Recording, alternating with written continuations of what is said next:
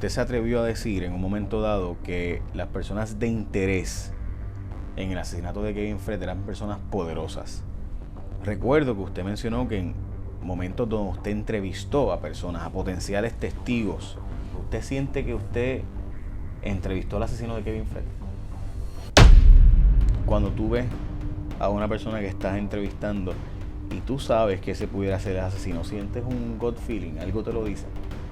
Pues después de una cantidad de tiempo en esto, te das cuenta de que sí. Hay algo que yo todavía no tengo del todo entendido. Lo matan y les roban sus pertenencias. Se llevaron el celular que él tenía. Se llevaron todo. Se llevaron su cartera. Según sus familiares, él siempre andaba con una cartera. O sea, yo entiendo que la razón principal era llevarse el celular. Y obviamente el celular guardaba mucha información. Quien mató a Kevin Fred es una persona poderosa en tu opinión y por eso logra detener esto entonces. Claro.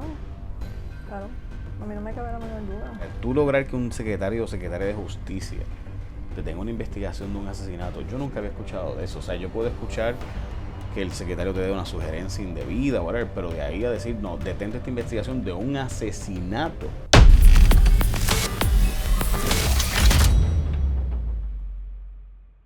Licenciada, yo recuerdo que usted se atrevió a decir en un momento dado que las personas de interés en el asesinato de Kevin Fred eran personas poderosas. Y también recuerdo que usted mencionó que en momentos donde usted entrevistó a personas, a potenciales testigos, pudiera haber sido personas de interés. ¿Usted siente que usted entrevistó al asesino de Kevin Fred? Mira, Jay, ese caso obviamente fue un caso difícil de investigar. Pero a la pregunta tuya, entiendo que sí, que se entrevistó en algún momento. Entre todas las personas que se entrevistaron, pues se entrevistaron mucha gente. Esa es otra cosa que el FEI nunca entendió de mi investigación. Que dijeron que yo nunca tomé declaraciones juradas. Es correcto, yo no tomé declaraciones juradas. A mí nada me obliga en ley a tomar declaraciones juradas a nadie.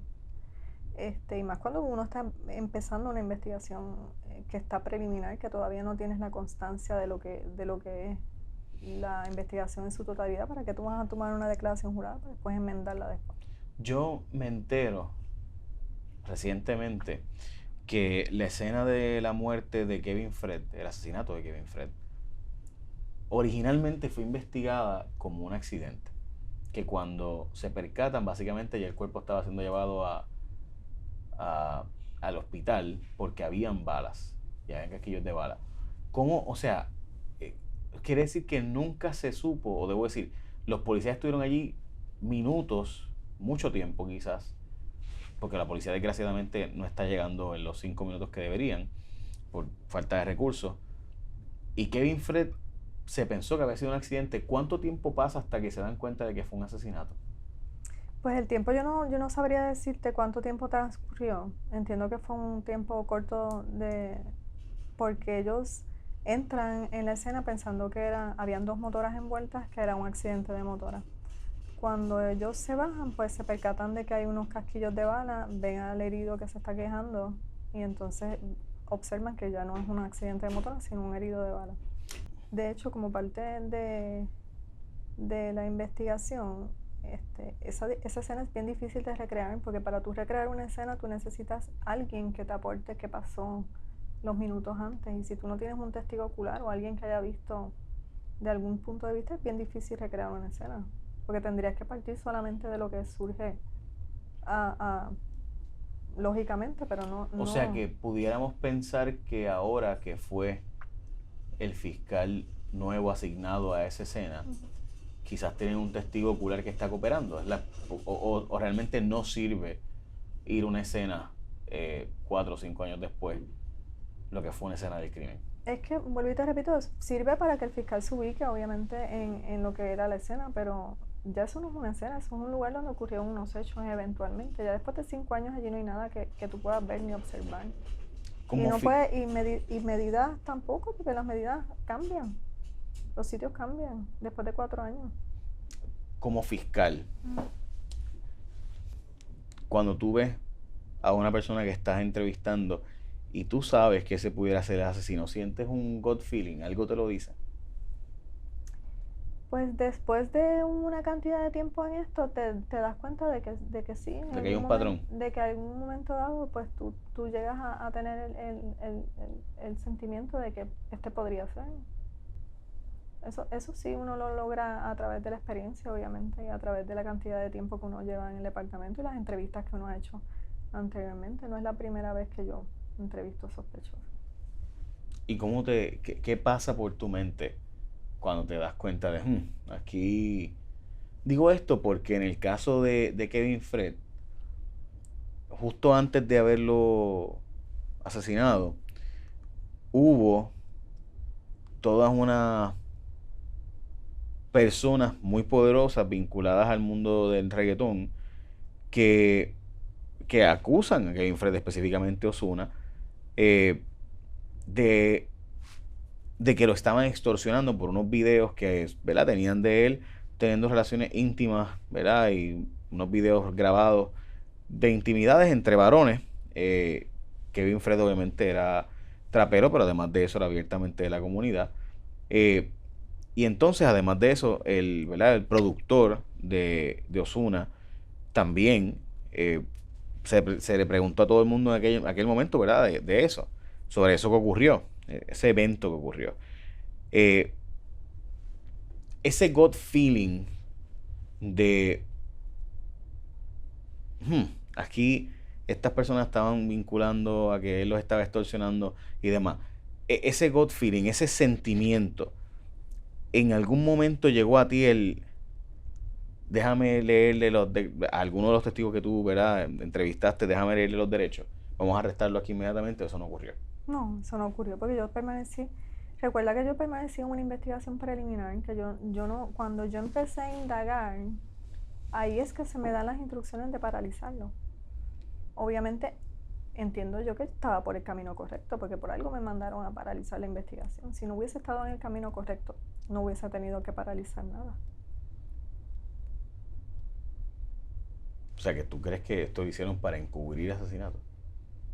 Bueno, a mí no me cabe la menor duda de que si surge una instrucción de una paralización dentro del mismo Departamento de Justicia, es porque hay algo detrás. Porque una paralización no surge en el vacío. A mí nunca me dieron una explicación de la paralización. Estamos hablando de que para que eso ocurra, tendría que venir, o sea, tendría que tanta gente ponerse de acuerdo para hacer una conspiración de silencio. El caso de Lorenzo, que hubo una conspiración de silencio, obviamente, y que pues nadie habló de las personas que estuvieron allí. Ese es un ejemplo de uno de los casos que el Departamento de Justicia ha manejado de esa forma. ¿Cómo que de esa forma? Bueno, en el sentido de que ese caso públicamente sabe el país que tampoco está satisfecho con la investigación que el Departamento de Justicia hizo, que iba enfocado en una línea y se desenfocó radicalmente y se decidió erradicar a la persona que más débil estaba dentro de la cadena de venta. ¿Tú formaste parte de esa investigación o tuviste acceso a información que te decía que iba en esta ruta y de repente viraron otra ruta? No, pero es de público conocimiento de que era así. Sí estuve en sí Suena que tuviste acceso a información o hablaste estuve, con gente. bueno, tuve acceso, no tuve acceso al sumario fiscal, pero obviamente dentro de los fiscales se habla, siempre se habla. Se consultan cosas, se Se graban consultan cosas. cosas, se dicen cosas. Y en el caso de Lorenzo iban en una dirección bien diferente a donde finalmente acusaron al manco, a Figueroa Seijo. Claro, claro. ¿Algún día sabremos en qué dirección iba? No sé, de verdad que no sé, porque hay mucha gente que le gusta no escuchar la verdad y escuchar las mentiras y tapar la mentira y maquillar las mentiras y seguir con las mentiras y lamentablemente no te tendría una respuesta. Ojalá algún día se sepa lo que ocurrió realmente con el niño, porque fue una muerte que no debió haber ocurrido. Ojalá algún día se sepa y se esclarezca el caso de Kevin Fred. Ojalá se le pueda dar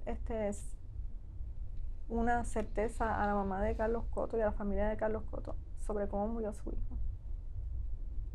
Ese es mi mayor deseo. Te voy a hacer esta pregunta y yo no sé si la pude responder o no, presumo que vas a decirme que no puede. Yo siempre he pensado que Anacacho no mató al niño ni nada por el estilo. ¿Verdad? Yo nunca hablo del niño Lorenzo porque me parece que se sobreexplotó el asunto mediáticamente. También. ¿Estás de acuerdo? O Sí. sea, se sobreexplotó, fue, ok. Sin embargo, para mí, el haber hecho de Anacacho la villana fue parte del problema de que nunca se va a saber la verdad. ¿Verdad? Ese para mí es parte del problema. Porque somos una sociedad tan machista y yo no estoy defendiendo a Anacacho. O sea, yo sé que esto van a sacar y van a decir que estoy defendiendo a Anacacho. No, o sea, de que ella pudo haber hecho cosas mal, de que ella pudo haber hecho esa noche, pues que no fue, ¿verdad? En ese momento no estuvo al cuidado, etcétera, etcétera. Todas esas cosas. Seguro, porque todos los seres humanos somos perfectos y siempre estamos en nuestro mejor momento y somos las personas más pulcras, más santas y no tenemos relaciones íntimas con otras personas, etcétera, ¿verdad? Porque seguro, en Puerto Rico todo el mundo es santo. Todo el mundo es santo. En este país todo el mundo es Mira, santo. yo no te voy a decir, yo te voy a decir mi manera de pensar bien personal. Ujú. Yo creo que si un niño está bajo el cuidado de un adulto, ese adulto debe responder por lo que le ocurrió al niño en X o Y momento. Yo estoy de acuerdo, ella era responsable de maltrato de menores, pero de Ujú. asesinato. O sea, entonces, ¿qué pasa? Que en este país todo el mundo quería que la acusaran de asesinato. Entonces, ¿qué pasa? Que no hay prueba en esa dirección. Eh, Quizás pudiera plantearse un encubrimiento. Vuelvo y también te repito, cuando las cosas suceden en un núcleo cerrado, de personas obviamente que no deciden dar un paso al frente y cooperar con las agencias, pues obviamente eso se queda ahí. Eso se queda ahí. Si no hay ninguno que pueda verbalizar y pueda decir y prestarse para ser un testigo del Ministerio Público, pues eso se queda ahí. Seguro, y obviamente habían unos, ¿verdad? Unas personas que eran agentes federales que conocen el derecho, ¿verdad? Personas vinculadas a los sectores de mucho poder, ¿verdad? Y de conocimiento en Puerto Rico y sabían lo que había que hacer para evitar que se supiera la verdad. Mi punto es que parte de lo que ocurre, esta es mi opinión y puedo estar equivocado, es que al convertirle a ella en el diablo Lucifer Satanás, pues simplemente pues ella no podía ser un testigo cooperador y probablemente ella era la única testigo cooperadora que podía realmente decir la verdad sin vincular al asesino. O sea, sin Quizás. que, porque el asesino no iba a decir yo fui, el que lo encubrió iba a decir yo lo encubrí. So, probablemente la única persona que pudiera decirlo Podría ser. probablemente era ella, pero al pretender todo el mundo que se le acusara de asesinato, pues no va a ser ella. Así que ella no va a hablar entonces, porque automáticamente es, ay, o sea, se quedan huérfanas mis otras hijas porque voy para la cárcel de por vida. So, nada, o sea, yo planteo esto, quizás estoy totalmente off, quizás estoy totalmente, y estoy diciendo esto a sabiendas de que mucha gente me va a tirar a matar, pero simplemente a veces pienso que la sed de venganza, el decirle mala madre o mala mujer a alguien es tan fuerte, la noción todavía de que el hombre, ¿verdad?, tiene que actuar de cierta manera y la mujer tiene que actuar de esta otra forma, también es parte del problema que tiene el país. Esa es mi opinión, ¿verdad? Y no es el tema que quería hablar contigo, no te invite para esto, pero a mí me molesta un poco el que nunca vamos a saber, en mi opinión, la verdad total de este caso. Nada. Ujú. Ok, volviendo a Kevin Fred. En el caso de Kevin Fred, hay algo que yo todavía no tengo del todo entendido. A él le roban todas sus pertenencias. O sea, lo matan y le roban sus pertenencias. Se llevaron el celular que él tenía. Se llevaron todo. Se llevaron su cartera. Según sus familiares, él siempre andaba con una cartera eh, encima. Se llevaron sus Una carteras, cartera sus icónica porque era Balenciaga, ¿es que se dice? Valencia. Sí. Ujú. Se llevaron todos sus documentos. A él no se le encontró ningún documento encima. Su celular tampoco estaba. O sea, yo entiendo que la razón principal era llevarse el celular. Obviamente el celular guardaba mucha información. Sin embargo, la familia tuvo acceso a la nube, ¿no? Del celular. O sea, la información que había en el celular ellos tuvieron acceso. Bueno, yo a través de mi investigación logré hacer, en ese caso se hicieron más de 25 órdenes de allanamiento a Facebook, a Instagram, a las redes sociales más comunes, o sea, en aras de ver cuáles fueron las conversaciones que él tuvo al final y en el proceso al final. de teléfonos, de números telefónicos, de Facebook, obviamente, de Instagram, de todas las cuentas que nosotros pudimos, fueron más de 25 órdenes de allanamiento que se hicieron en ese caso.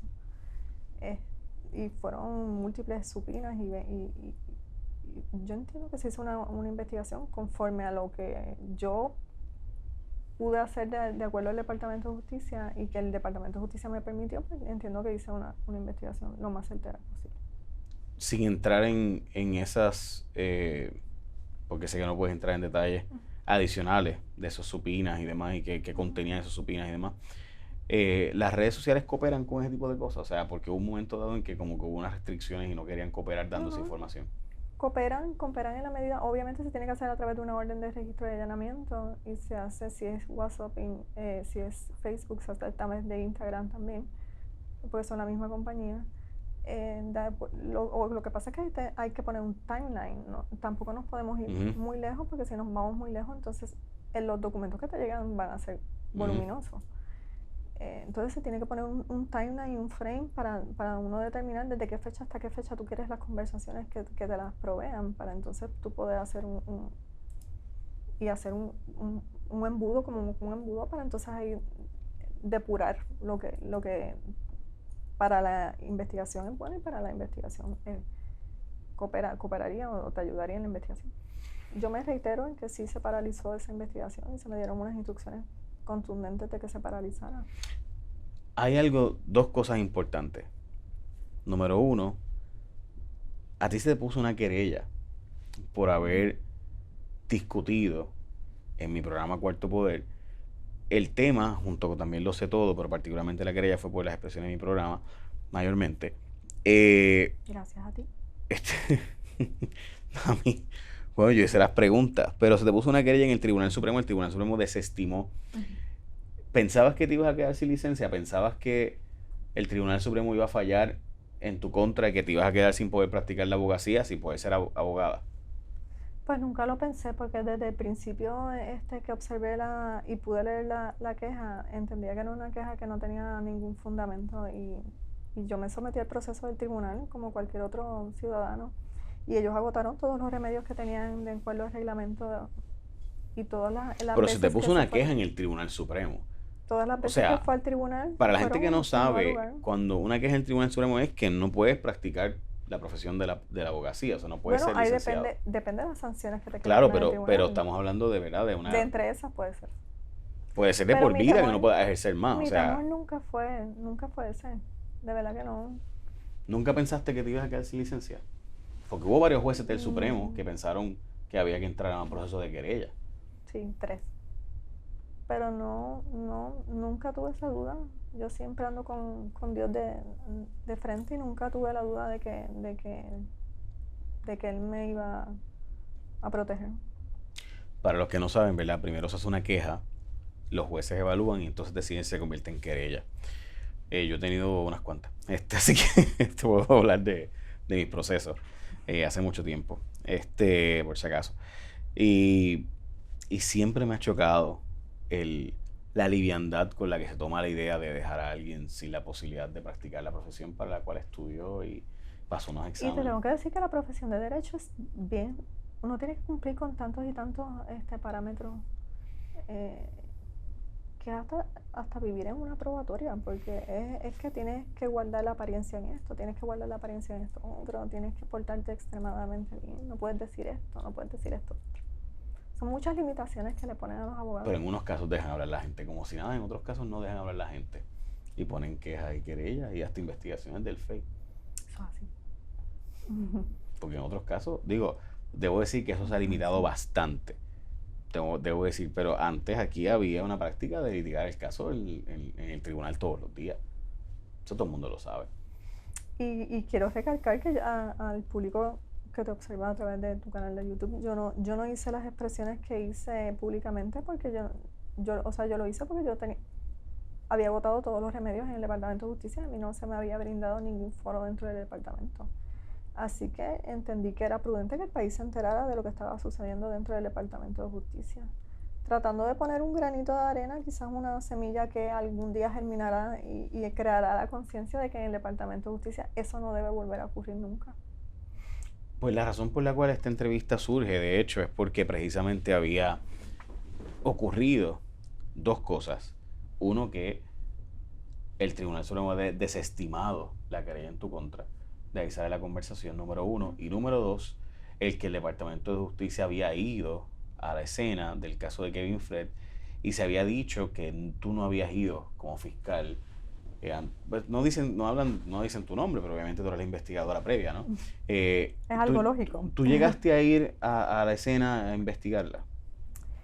No solamente fui a la escena con los agentes de homicidios que fueron los primeros que estaban dentro de la investigación conmigo, que iniciaron la investigación conmigo, Homicidio San Juan, no fue de la división de crímenes mayores, entra después, entra a casi un año a partir de hoy, entraron a casi un año atrás.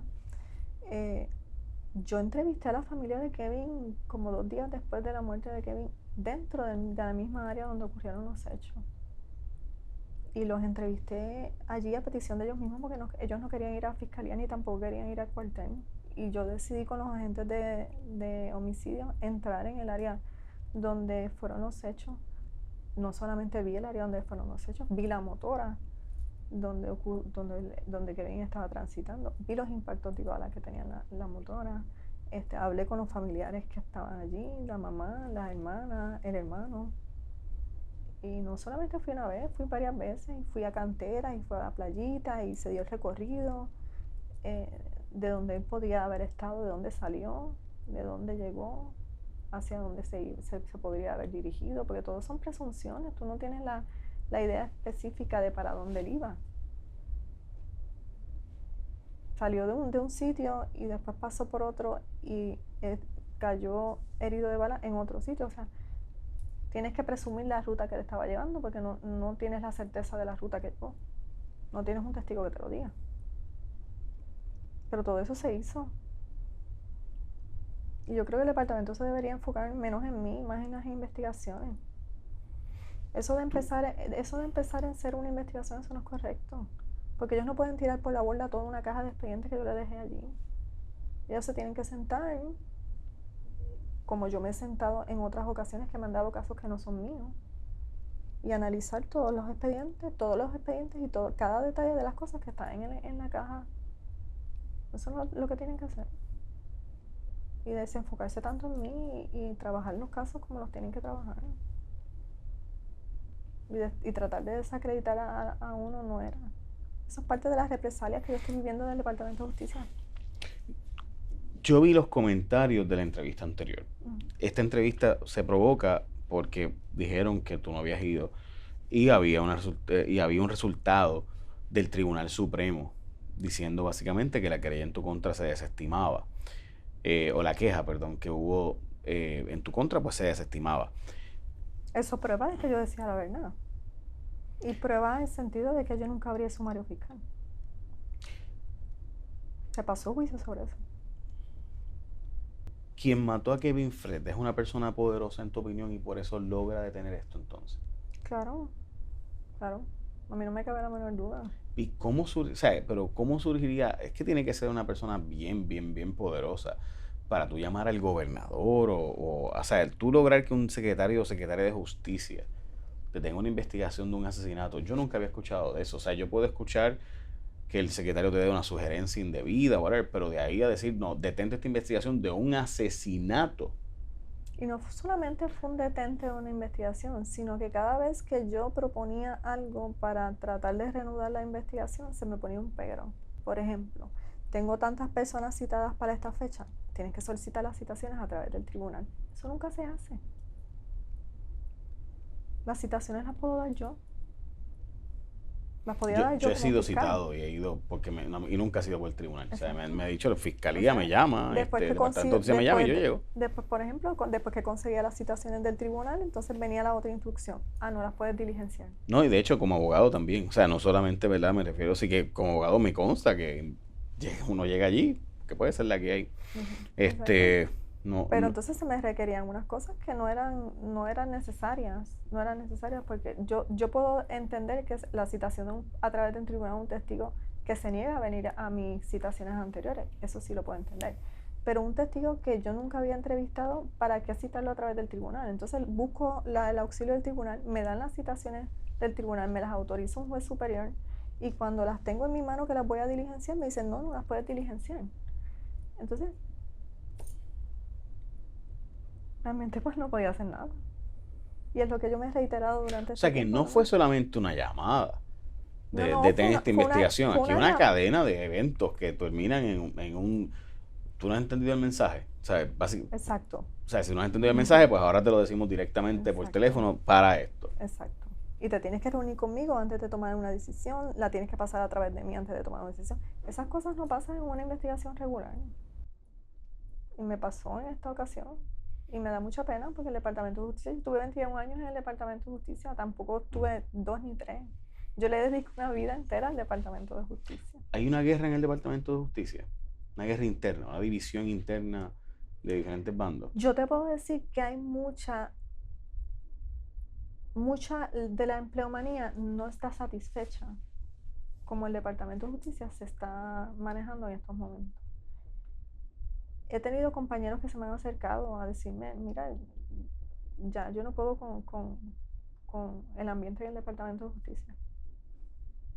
Y yo creo que, como lo dije anteriormente, una figura como un secretario de Justicia se debería preocupar más por lo que los empleados sienten y padecen y porque los empleados están tan descontentos y buscar el descontento de los empleados, porque los empleados son los que te mueven todo el Departamento de Justicia.